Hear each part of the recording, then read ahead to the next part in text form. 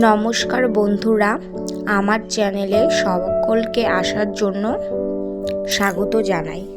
আজকে আমি ওলকচু দিয়ে মাছ দিয়ে সুন্দর একটি রেসিপি তৈরি করব। তাই কিছুটা পরিমাণের ওলকচু নিয়ে নেওয়ার পর ভালো করে ধুয়ে নেওয়ার পর ছোট ছোট পিস করে কেটে নেব, যাতে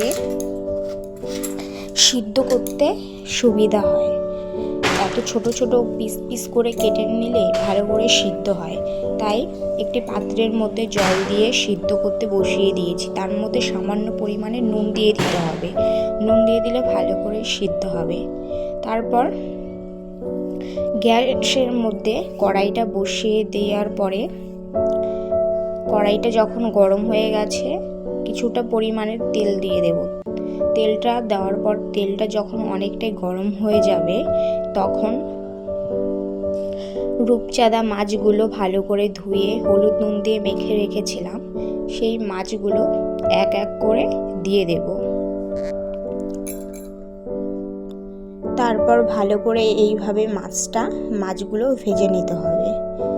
এইভাবে ওলকচু দিয়ে মাছ দিয়ে রান্না করলে অনেক খেতে ভালো লাগে। এছাড়া নিরামিষভাবেও মাছ ছাড়া রান্না করা যায়। মাছগুলো ভাজা হচ্ছে এখন। তার সাথে সাথে আমি মশলা তৈরি করার জন্য যা যা লাগে সমস্ত কিছু রেডি করে নেব। কিছুটা কাঁচা লঙ্কা, শুকনো লঙ্কা, পেঁয়াজ কুচি, আদা আর জিরে নিয়ে নেব। তারপর মশলাটা তৈরি করে নেব। আমার শরীরে তেল ছিটকে এসছে মাছের, তাই আমি অনেকটাই ভয় পেয়ে গেছিলাম। তাই পরিমাণ মতো জিরে দিয়ে দিয়েছি। জিরে দেওয়ার পরে জল নিয়ে নেব। জলটা নিয়ে ভালো করে জলটা দিয়ে দেব মশলাতে। তারপর মশলাটা তৈরি করব।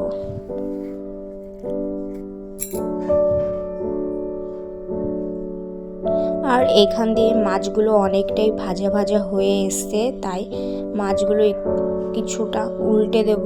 উল্টে দেওয়ার পর যখন ভালো করে ভাজা হয়ে যাবে মাছগুলো সব নামিয়ে নেব। আমার পুরোপুরি ভাজা কমপ্লিট হয়ে গেছে। এইভাবে লাল লাল করে মাছগুলো সব ভেজে নিতে হবে।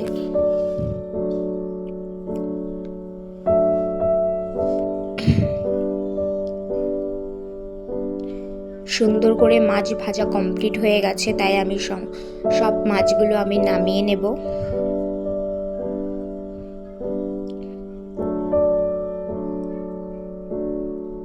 আর তোমরা কে কে রান্নার ভিডিও দেখতে চাও আমাকে অবশ্যই কমেন্ট করে জানাবে। তোমাদের কাছে আমি ভিডিও শেয়ার করব। তারপর একটা আলু নিয়ে নিয়েছি। আলু নেওয়ার পর ভালো করে ছুলে ধুয়ে নিয়েছি। তারপর ছোট ছোট করে পিস করে নেব। ছোট ছোট করে পিস করে নেওয়ার পর গরম তেলের মধ্যে আলু ভাজা কমপ্লিট হয়ে গেছে, তাই আলুগুলো নামিয়ে নেব। মধ্যে সিদ্ধ করে রাখা ওলকচুগুলো ভালো করে ভেজে নেব। ভালো করে নুন দিয়ে ভালো করে ভেজে নিতে হবে। যখন আমি ওলকচুটা কেটেছিলাম তখন আমার হাত চুলকাচ্ছিল, তাই আমি ভালো করে সিদ্ধ করে নেওয়ার পর আমি আবার ভেজে নিচ্ছি। তাহলে গলা যদি না চুলকায় খাওয়ার পরে, তার জন্য আমি ভালো করে ভেজে নিচ্ছি।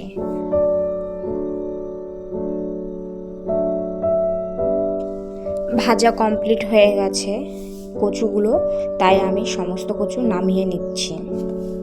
তারপর তেজপাতা, শুকনো লঙ্কা আর কিছু পরিমাণে জিরে দিয়ে ভালো করে ফোড়ন দিয়ে নিচ্ছি। যখন ভাজা ভাজা হয়ে যাবে তেজপাতা, শুকনো লঙ্কা, জিরেগুলো অনেকটা ভাজা ভাজা হয়ে যাবে, তারপর মশলা ঢেলে দেব। ভাজা হয়ে গেলে মশলাটা ঢেলে দিতে হবে মশলার মধ্যে।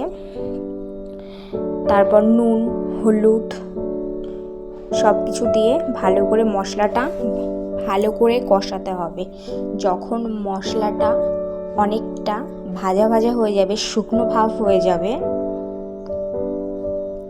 তারপর কচু আর আলু ঢেলে দিতে হবে। মশলাটা যত বেশি কষানো হবে তত বেশি খেতে তরকারি টেস্টি হবে। তার জন্য ভালো করে মশলাটা কষিয়ে নিয়ে ওলকচুগুলো, ভেজে রাখা ওলকচুগুলো দিয়ে দিতে হবে।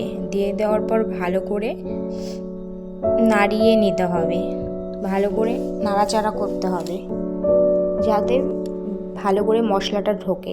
তাই আমি কিছুটা পরিমাণে জল দিয়ে দিয়েছি। জল দিয়ে দিলে মশলাটা ভালো করে ঢুকবে।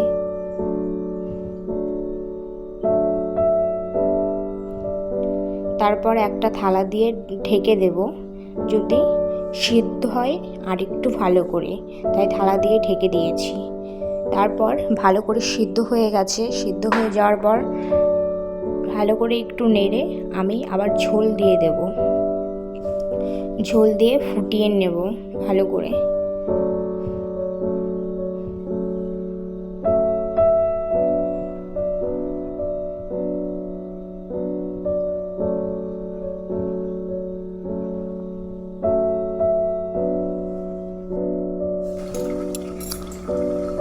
ঝোল দেওয়ার পর ভালো করে ঢেকে দিতে হবে, যদি ভালো করে মশলাটা কচুর ভেতরে ঢোকে আর কচুটাও যদি ভালো করে সিদ্ধ হয়, তার জন্য আমি ঢেকে দিয়েছি। তারপর যখন অনেকটাই সিদ্ধ হয়ে গেছে,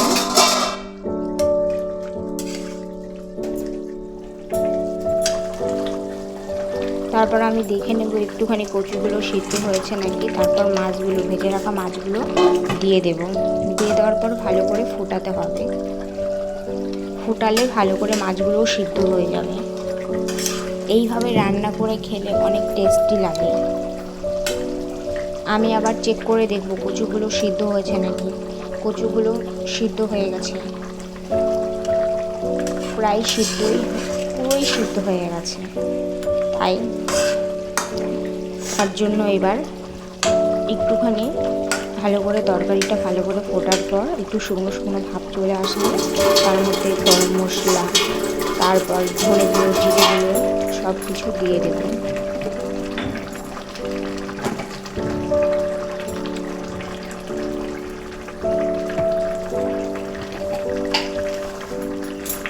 এটা হচ্ছে জিরে আর ধনে গুঁড়ো একটার মধ্যে, আর এইটার মধ্যে হচ্ছে গরম মশলা গুঁড়ো।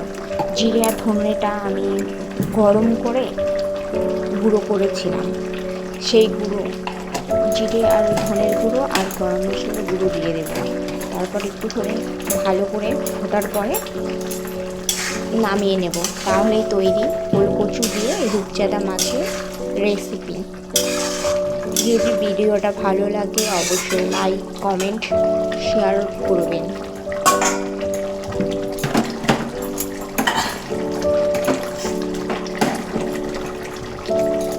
তরকারি কমপ্লিট হয়ে গেছে, তাই আমি এখন তরকারিটা নামিয়ে নেব একটা গামলার মধ্যে।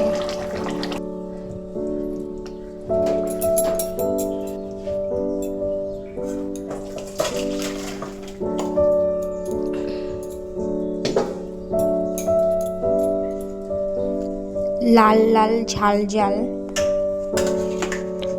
কচু দিয়ে, কচু আলু আর রূপচাঁদা মাছ দিয়ে সুন্দর আজকে একটা রেসিপি তৈরি করলাম।